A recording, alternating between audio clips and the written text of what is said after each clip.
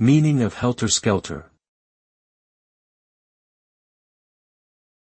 Helter-skelter. Helter-skelter. Helter-skelter. Helter-skelter. The term helter-skelter refers to something that is disordered, chaotic, or in a state of confusion. It can be used to describe anything from a messy room to a tumultuous political situation.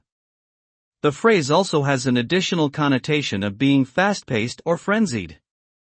It originated in British English and was originally used to describe a type of spiral slide at carnivals and amusement parks.